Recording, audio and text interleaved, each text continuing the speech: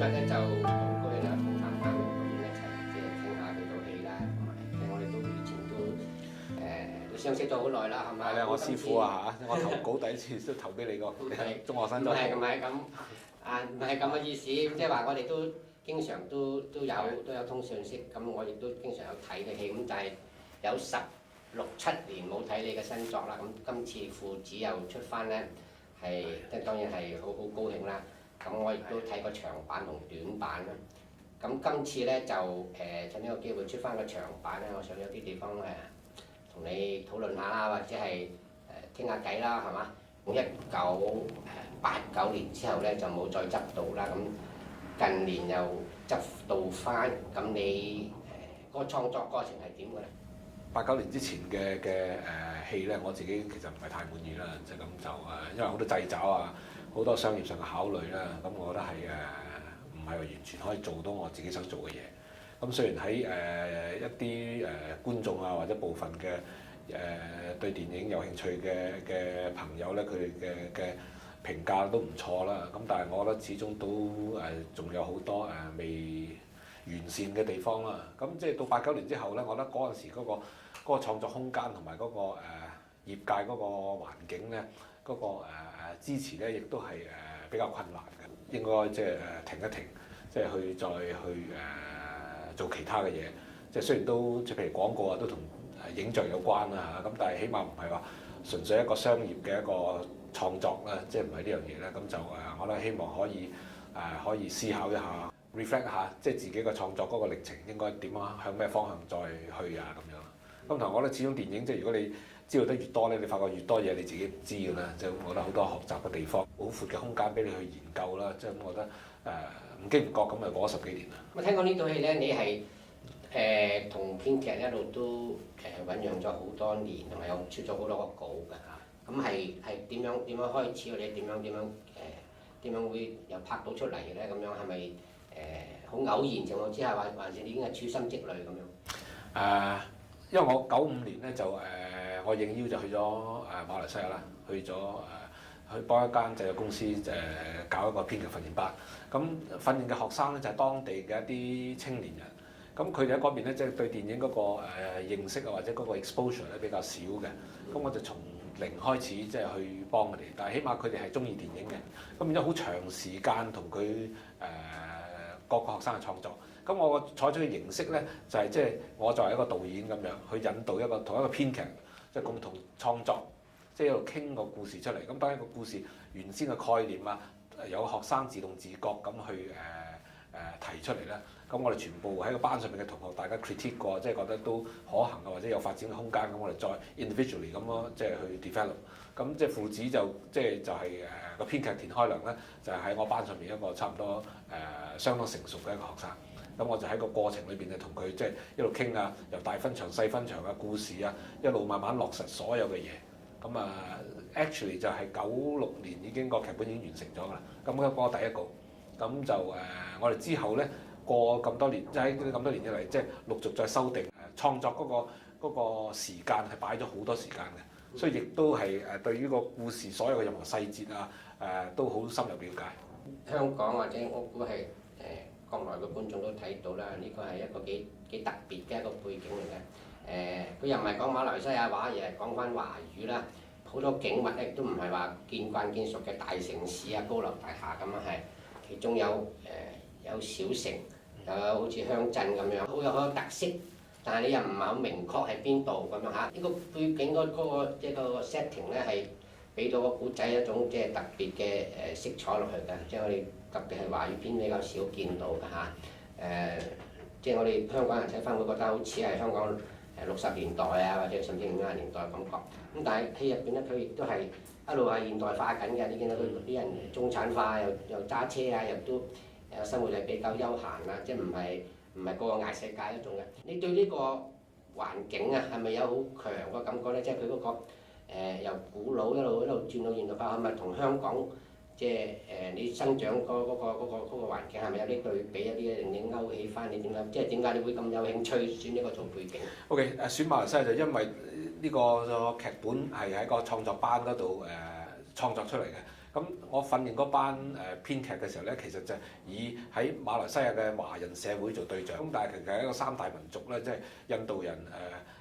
馬拉人同埋即係華人咧三個一個組合嘅一個國家啦。咁即係華語電影其實就係我哋當初搞個訓練班嘅時候，其實想行一條路，即係喺嗰個電影工業上面咧去推動呢個華語電影嘅呢樣嘢。咁所以個故事本身就自然係 base on 即係嗰邊嘅嗰個社會。咁至於嗰個時間性咧，本來我哋想其實主要係講80年代嘅馬來西亞經濟比較蕭條嘅，咁所以好多人即係個生活咧，即係個都朝不保夕，咁所以人要入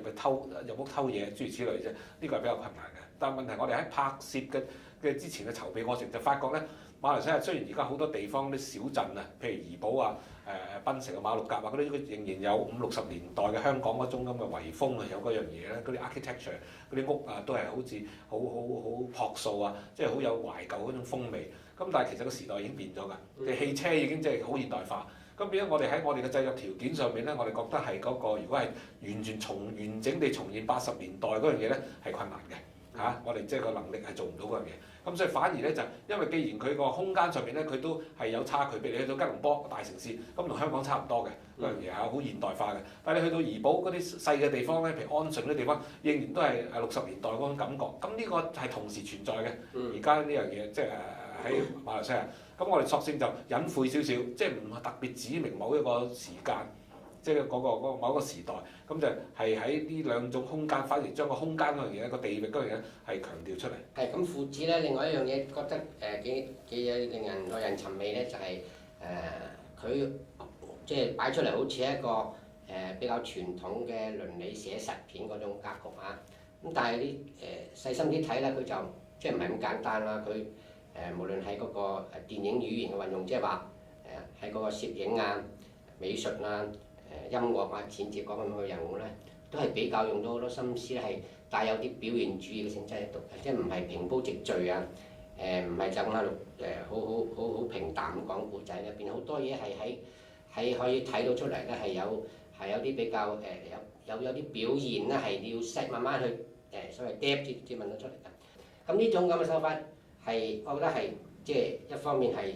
倫理寫實，但係一方面咧亦都有表現主義嘅成分喺度。呢個係咪你原先嘅設計嚟嘅？其實即係我嘅創作嘅方向咧，其實即係我嘗試唔俾任何所謂嘅主義嗰樣嘢去局限咗啦，即係呢樣嘢。咁我當然呢個題材本身，即係講親情啊、講家庭啊、倫理啊嘅嘢，即係其實嗰個係好實在嘅一啲，你可以講係好寫實嘅一啲咁嘅題材啦。相對於一啲比較即係 fantasy 或者超現實嘅嗰樣嘢。咁但係喺個特別嘅地方，即係我覺得係即係嗰個點樣表現呢樣嘢個故事，係點樣講呢個故事，可以係詩意啲嘅、詩意化啲嘅、poetic 啲嘅，即係唔係一定要好平鋪直敍咁講呢個故事。我覺得即係呢樣嘢變咗係譬如你提到表現主義咧，我就創作過程裏邊，我唔會話特別去諗係點樣。即係我最大嘅 concern 其實都係場面調度。始終我覺得一個電影咧，其實佢個精神個靈魂咧就係嗰個場面調度，即係嗰樣嘢。咁呢樣嘢唔係話一種形式主義嘅一種實踐，唔係呢樣嘢，而係實際上你要結合到喺個戲個感情啊個內容上邊咧，即係個形式同個內容本身呢樣嘢係相輔相成嘅，一定要好緊密嘅血肉咁嘅結合咧。我覺得呢個只係有意義嘅一樣嘢。而所謂即係感情嘅真實咧，就一定有即係好曖昧嘅個曖昧性啊，唔會好即係好清清楚楚咁分開中間啊，邊個係邊樣啱，邊樣唔啱啊，邊樣嘢係理性，邊樣嘢係太過過分啊，冇好難㗎係嘛？咁呢個戲我就係呢個地方咧係令人耐人尋味就係呢樣嘢啦，我覺得係比較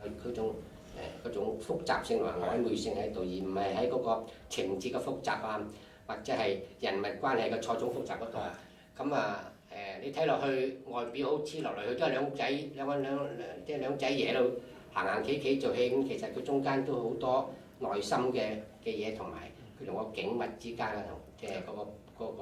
同個環境嗰個關係。咁另外我睇到咧就所謂嘅辯證嗰個辯證關係，同埋即係你時不時將啲正反嘅嘢，或者係比如話冷同熱啊。譬如父龍子點解咁對比咧？喧鬧同埋寧靜啊，鄉村同埋一個城鎮啊，借一個即係個氣候好似好平靜，好似好好和平，但係出邊你會聽到啲軟雷啊，即係醖釀緊可能落大雨啊嚇，即係好多呢啲咁嘅小節方面咧，無論係人物關係又好，景同物嘅人同景嘅關係都好多係對比或者係互相係一種辯證關係，慢慢辯證地，佢會即係慢慢就會走向一個唔一定係一個結局，係一個互相喺度互動咁啊，慢慢發展，嗰種嘢係幾真實嘅嚇。所以睇落去咧，我哋講佢倫理寫實係完全唔係我哋以往睇慣嗰種倫理寫實字，但係嗰種寫實咧，你真係不能否認佢係真係好實㗎啊！雖然個技巧方面係用得好細緻，但係佢都仲係好寫實。我覺得個寫實就係睇嗰種辯證性同埋嗰種曖昧性嗰種係接近現實咯嚇。咁我聽講咧，你係咪喺拍片之前咧，即係正式執行之前咧，係做咗好多現地嘅勘察，同埋係已經係萬空有成竹，係咪即係所謂嗰個 planning 嗰個好早已經做咗出嚟嘅？唔係話臨時去到現場見到先至擺燈啊，先咩㗎？係，即係呢個嘢，我覺得係我一向嘅創作嗰個方向咧，都係我覺得係要準備到充足嘅。Press on 啊，即係講啊嗰個 master precision 嗰樣嘢咧，即係你要掌握嗰個準確性啊，即係嗰樣嘢係好重要。因為創作嘅呢個 involve 個創作者本身嘅嗰個 discipline 咧，即係個 self discipline 咧，即係嗰樣嘢咧。咁我覺得係個準備嗰樣嘢好嘅。因為 improvisation 咧，如果你講即興咧，我覺得係其實好難度好高嘅一樣嘢嚟㗎。你而家睇而家嘅電影咧 ，modern cinema 即係好多，即係一兩個真係我覺得係真係個創作譬如高達啊咁樣，佢哋嗰個 improvisation 至真係有力。但係其實佢所謂嘅即興咧，其實佢腦裏邊一早已經諗好晒㗎啦，所以佢已經有不斷地思考、思想思索關於電影嘅嘢，咁就唔係話完全冇嘢，去到等運到，即係唔係嗰樣嘢啊。咁即係但我自己做唔到呢樣嘢啦，我冇咁嘅天分，咁我 prefer 即係去即係每個細節冚唪唥 plan 得好好。我移居咗去大馬啦嚇，咁我好中意熱帶嘅地方嘅氣候啊，嗰個空間啊，即係嗰個感覺。咁我對嗰啲揾嘅景係咪我自己去揾啦？即係最初嘅時候。咁我咧你要用一個景咧，你一定要對個景本身咧有一種感覺，有一種感情。通過個攝影機咧去記錄低，即係喺呢方面咧 document 咗呢啲景係你中意嘅一啲空間。咁呢個出發點我覺得好嘅，因為至於如果個作者，如果你求其揾啲景，你對佢都冇 feeling 冇感情嘅咧，咁嗰樣嘢你出嚟咧，你個角度去 capture 嘅咧係唔同嘅，係隔咗一樣嘢嘅，變咗好即係你冇個感情投入去嗰樣嘢度。咁另外所有嘅細節啊、分鏡頭啊，我全部即係咪事先係咪做好晒嘅？換句話講咧，即係譬如呢個戲咁長160分鐘，其實我剪接嘅時候所需要用嘅時間咧，其實就係個半月即係已經做完晒㗎啦，即係因為。其實我分鏡嘅時候，我已經喺個腦度剪好晒所有嘅片，我都知道晒 exactly 邊個位開始用，喺邊度開始邊度完所有嘅嘢。咁變咗係，即使我剪嘅時候，我 rough cut 我都即係粗剪，即係我都唔需要經過呢個步驟。一嚟我覺得係直情係 fine cut，即係咁樣做法。咁我覺得呢樣嘢盡量要求。咁當然而家你出到嚟都一定仲有啲瑕疵嘅，即係我自己心知肚明有啲地方做得唔好啊，或者有啲地方。咁但係起碼上咧，我覺得呢個片咧係起碼喺我過往嘅創作歷程裏邊咧係最接近我嘅自己嘅原先嘅構想，而可以做到差唔多最接近我想做嘅嘢。咁啊，我哋講譬如話郭富城同個仔在流浪到或者避難到一個小城啦，咁嗰個酒店啊，小酒店喺嗰度佢撞到個女仔，即係風塵女人啦，咁兩個人相遇啊，兩個人又大家即係有啲大家有啲猜度，跟住佢兩個就乾柴烈火咁。咁呢度發展咧就喺一個咁嘅小酒店度，個小酒店係完全你揾翻嚟嘅，完全唔係搭出嚟嘅。因為佢係好舊嘅一個酒店啊，咁嗰啲道具係咪都係用翻佢嘅？即係嗰啲床啊，即係當然床單、窗簾我哋會換過啦，因為呢啲即係佢本身冇咁嘅嘢啦嚇。咁我哋加翻少少呢啲咁嘅細節啦。咁主要我哋係揾啲人咧係清潔工人咧，再大掃除一次幫佢酒店，因為佢幾廿年都冇執過，好污糟邋遢。咁我哋甚至顏色油毒改動我哋都冇嘅，盡量係捉翻嗰個感覺。只不過可能佢有啲地方譬如擺啲雜物啊，擺得太多啊，咁我哋就清減一啲，即係個視覺上咧，起碼有個秩序出嚟，即係咁樣。今次你個攝影咧就揾到台灣嘅即係一個好有功力嘅攝影師李平斌啦。咁佢都拍過好多好有名或者好有成就嘅導演嘅戲嚟嘅，即係每一次嘅表現都好精彩嘅。佢喺個同你合作度會唔會即係曝光啊等等要用好多時間？因為我知道咧，你亦都可以拍戲，即係拍得好快嘅，即係所以好似喺電視時期咧，你幾日可以拍成一套差唔多50分鐘嘅都可以，亦都出嚟嗰個都好似樣嘅，咁亦都可以花好多時間去所謂撚光啊。撚鏡頭，咁呢套戲個情況點啫？李平斌嗰個作風係點樣㗎？平斌咧，即係佢係一個好有經驗嘅攝影師啦，第一流嘅攝影師啦。咁即係有佢參與呢件事咧，即係我覺得係俾我好大嘅信心啦，同埋好放心啦呢樣嘢。起碼我唔使即係，因為我想呢次咧，即係完全集中喺呢個演員同演員個演出啊嗰方面作出指導啊，即係處理個戲，而唔係處理個技術上嘅嘢。咁變咗佢嘅對電影嘅知識啊，佢嘅功力咧係足以令我好放心咁交俾佢去做呢樣嘢。咁同埋即係因為我睇過佢以前嘅作品咧，譬如有時好多侯孝賢嘅電影啦，咁或者同一個越南導演陳英雄嘅作品咧，我覺得佢嗰個好接近嘅，個風格好啱去處理，即係或者去通過影像去捕捉，即係父子去演繹父子呢個故事嘅嗰種內容，好啱佢。咁實際上咧，佢都係好中意即係馬來西亞嗰個即係我哋拍攝嘅嗰啲現場嘅空間啊，諸如此類嘅嘢。咁變咗好多時，即係我哋譬如睇嘅景，我哋嘅美術做好晒之後，咁喺個現場嗰度，因為我哋每一場戲其實你睇好多係剪接處理嘅形式啊，個場面調到分到好碎嗰啲鏡頭，就好少啊，即係 long take 其實唔係好多嘅。咁喺個過程裏邊咧，我要即係因為要需要時間啊，每個鏡頭嘅 set up 啊，呢樣嘢。咁啊，平斌嘅佢個經驗啊，所以咧佢可以好快咁做到呢樣嘢。如果我想象咧，即係如果係一個經驗弱啲啊，或者嘅攝影師，可能都要嘥雙倍、3倍嘅時間去做呢樣嘢。咁即係其實好多謝佢嘅成個嘅參與同埋佢對影像嘅嗰個成個嘅 input 啊，即係嗰樣嘢。總共呢個工作日有幾耐到啊？因為同大學請假啦，即係我喺城市大學啦，咁就請咗一個學期嘅假啦，上學期咧，咁變咗拍到1月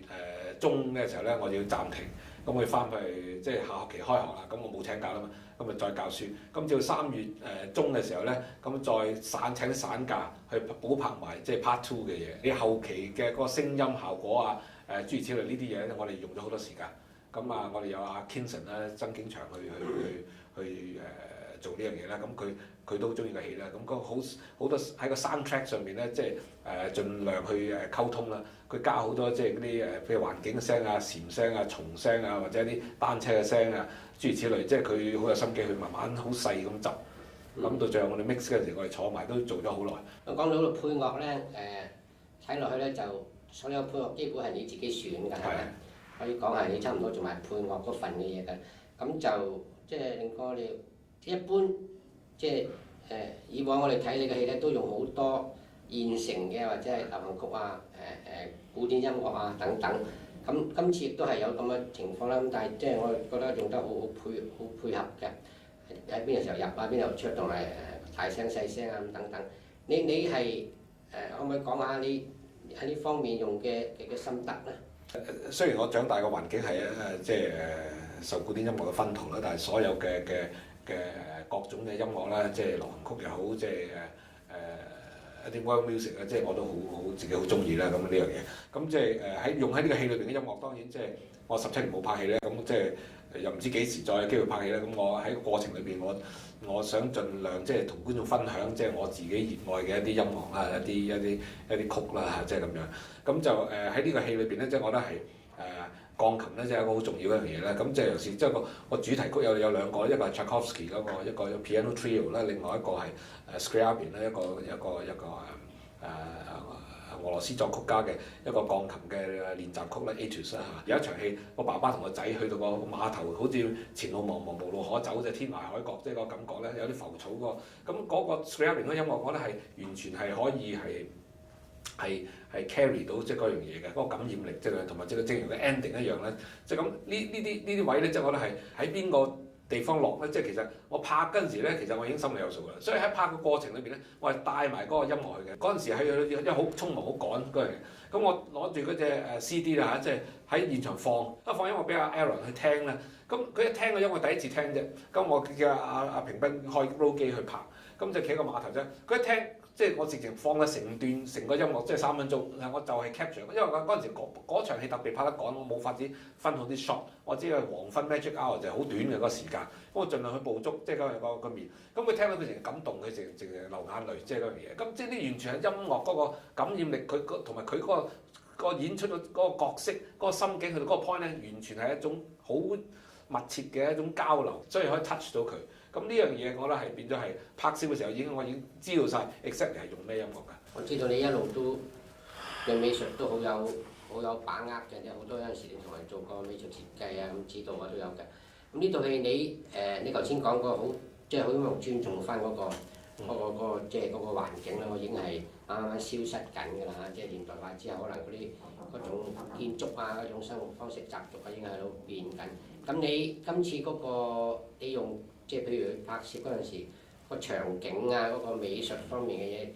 係咪人工加工落去嘅嘢多唔多，還是係你盡量用翻現場有嘅嘢？我諗美術嗰樣嘢最重要係唔係話靚唔靚，而係即係嗰個氣氛啊，即係個空間嘅氣氛可唔可以即係俾到一個感情嘅一個震盪，一個 vibration 咧，可唔可以呼應到嗰個戲嘅內容咧？我哋揾啲景嘅時候，即係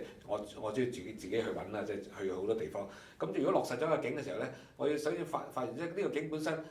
現有嘅嘢，我有幾多可以用嘅，幾多我要重新再做嘅。咁喺呢個戲裏邊咧，大致上嘅景咧，除咗個主景。因為個主景嗰陣時，我哋去到揾嗰個即係周長勝嘅屋咧，即係佢係啱裝修緊拆晒嘅冚唪唥嚇，咁變咗我要重新再譬如顏色啊，所有嘅家具啊冚唪唥，即係要重新再陳設過晒做過之外，其餘一啲細嘅景咧，譬如一啲餐廳啊、碼頭啊、或者啲戲院啊，即係嗰啲大致上咧，我都係遵照翻原意作少少嘅改動啫。譬如可能我覺得佢個顏色上面有啲爭少少一啲嘢，或者加少少嘢落去啊，即係呢啲咁嘅細節，我哋係執，即係咁樣。譬如一場戲啊，郭富城俾人打咧，咁側緊個街邊咧，我哋揾個景咧完全冇執過嘅。個景因為我見到嗰張梳化好爛嘅，擺咗喺度，即係唔知擺幾多年嘅。咁中間個梳化有灘水喺度，咁你諗都諗唔到嘅。我覺得完全我哋可以保留嗰樣嘢啊。咁只要我哋係阿平斌做咗個 lighting 嘅一個效果，將呢啲嘢 bring out 咧，咁我哋已經足夠，即係好 rich 已經嗰樣嘢。因為熱帶本身出嚟怡保你去嗰啲地方或者安順嗰啲，佢熱帶嗰啲人嘅屋啊，嗰啲用嘅顏色咧，佢用得好好嘅。即係好豐富嘅，同埋有好多變化，所以同香港好唔同嘅。香港其實好現實嘅，好灰啊，好沉悶嘅其實。但係去到即係嗰個譬如熱帶嘅地方啊，即係佢哋嗰啲小城啊，好 sensuous 嘅，個 colour 嗰樣嘢本身係 bring out 到一種好 emotional 嘅一種效果喺度嘅。呢個係佢哋本身嘅嗰啲地方嘅優點。你頭先講到 sensuous 啦，咁啊即係關於嗰啲女性方面嘅處理啦，就。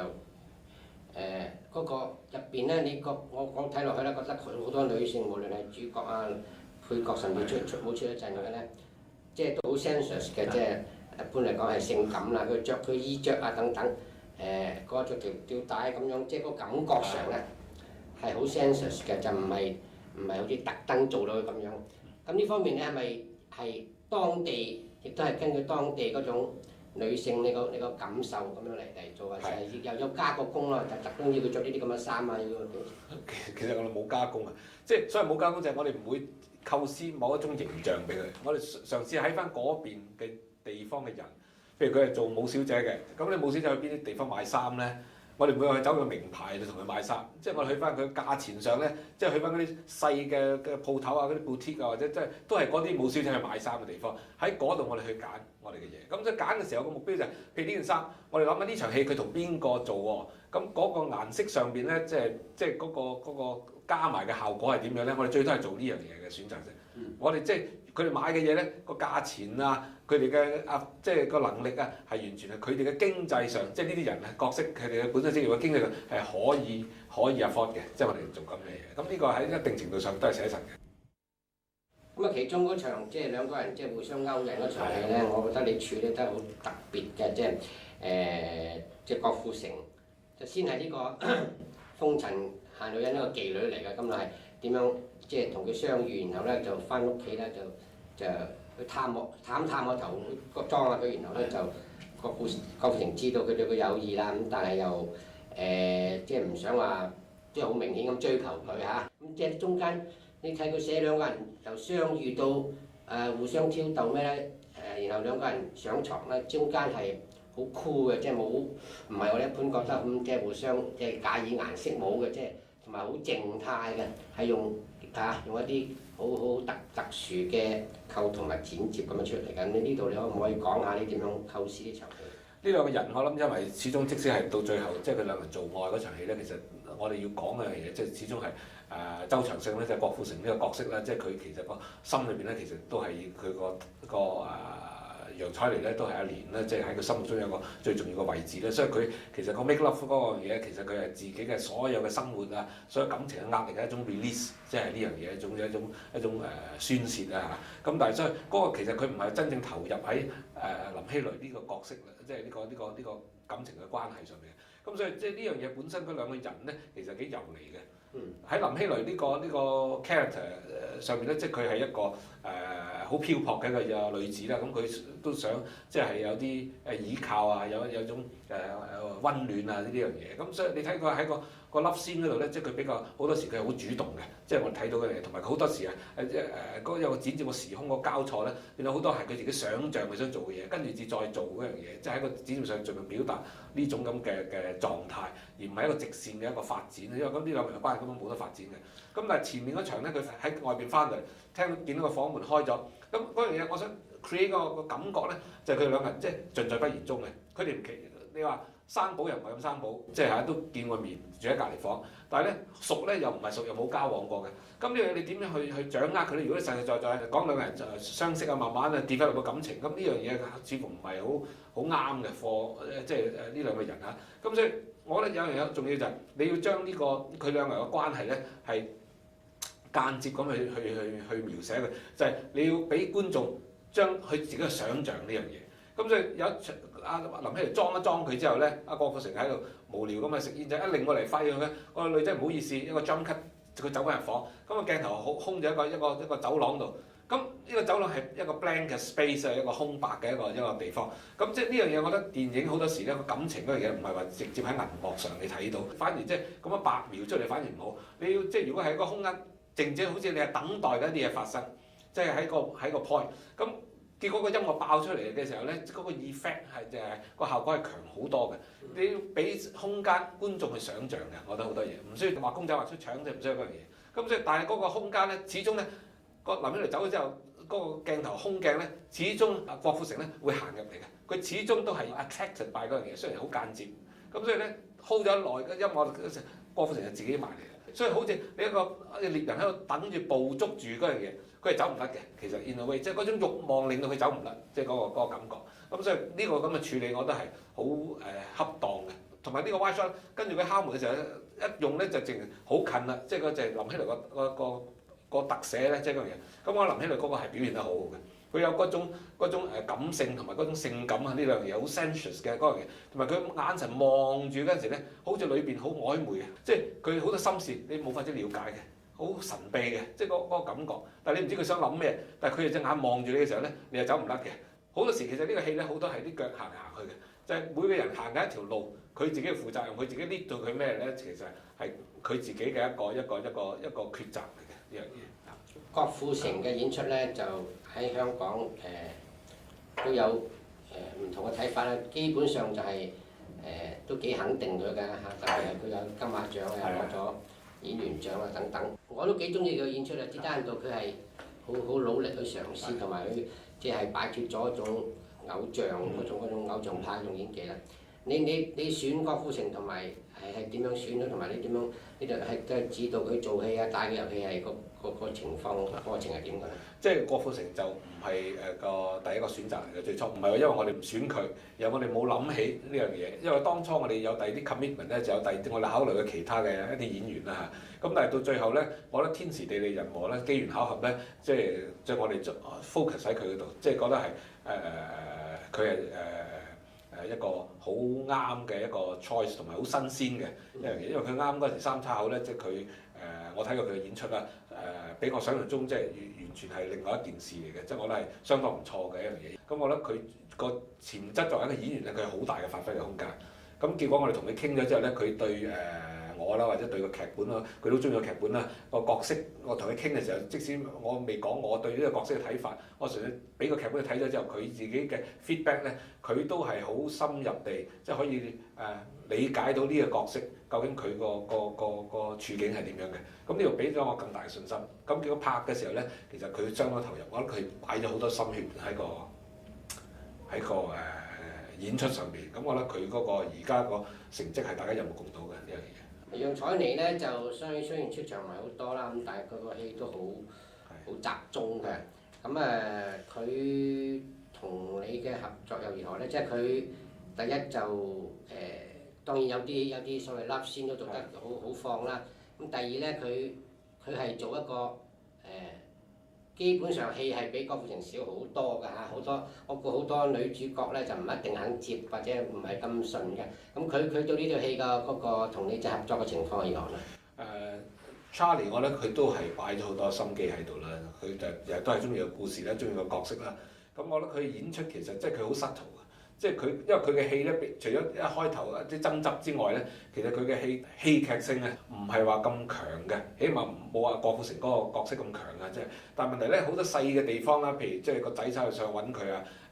或者佢之前個 love scene啊，呢啲戲佢其實掌握得好好。咁講到嗰個細蚊仔啊，個子個角色咧，就係一個選得佢個樣啊，原來係好可信㗎，即係好似係喺當地出嘅當地嘅，或者係同有啲華裔或者有啲外兩溝血統嗰種咁嘅人。第二佢講得好少咋，但係佢個眼神啊，啲人體動作都幾好。吳景濤咧，即係佢係我覺得佢係好敏感嘅細路哥啦。咁我揀佢咧，其實即係佢一定嘅氣質，佢父親咧，即係佢係印尼嘅華僑，即係咁樣啦。咁即係呢啲都係接近馬來西亞啦，即係其實都係喺個感覺上、外形上啊，都即係好自然啦。咁我要即係呢個角色，我希望係一個兒童，一個細路哥，唔係一個童星。即係我好怕睇到啲戲咧，即係細路哥咧，好似童星咁樣，即係好似好精叻啊，好做戲啊，即係嗰種。咁佢完全就冇呢樣嘢，佢好自然。因為基本上佢都完全冇演出嘅訓練，亦都冇咁嘅經驗。咁甚至喺個過程裏邊咧，佢其實有好多時咧，佢都係可能佢唔係話特別話中意演出。咁反而咧呢樣嘢係好自然嘅，佢可以流露到呢樣嘢。但係佢好 intelligent，同埋好多時咧，譬如有啲戲俾阿郭富城打啊諸如此類，即係我哋好多係 long take 嚟嘅。咁佢仍然即係喺個情緒上衝擊佢咧嚇，變咗佢就喊啊，或者好大嘅波動。仍然咧，佢冇忘記到佢自己要講嘅對白，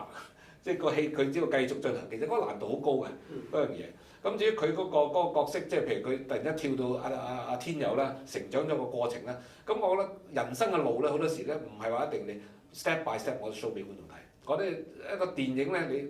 你 structure 一個電影嘅時候，其實你要掌握一個重點，其實你要架構嗰樣嘢就係嗰個感情嘅張力，即係我哋所謂嘅嗰個 emotional intensity，即係嗰樣嘢。咁至於佢嘅生平，佢食咗幾多餐飯啊？佢係咪讀過咩書，跟住再出嚟？有時呢啲咁嘅生活上嘅歷程嘅一啲細節啊，我覺得嗰個冇重要性嘅完全。到最後反而我哋覺得一個人喺成長個過程裏面，可能佢好坎坷，或者遇到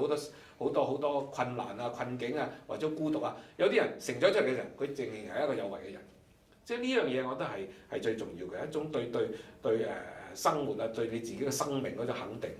我哋要講嘅就係呢樣嘢。時間係可以淡忘好多嘢嘅，令人 forgive 好多嘢嘅。即係嗰樣嘢變咗佢見翻個爸爸嘅時候，我哋唔可以話佢係同佢重修舊好，起碼佢唔會撲過去就攬住佢。我哋冇呢樣嘢，可能佢係好迷茫，即係佢唔知點樣接受嗰樣嘢。咁呢個反而喺感情上，我係最真實嘅。好多時你見到嚟嘅，你同佢有啲過節啊，或者有啲恩怨啊，你未必完全釋懷，但係咧好多時你亦然 feel 到深刻有啲感情喺度。咁呢樣嘢係好難掌握，但係正係我哋個重點，即係個中心。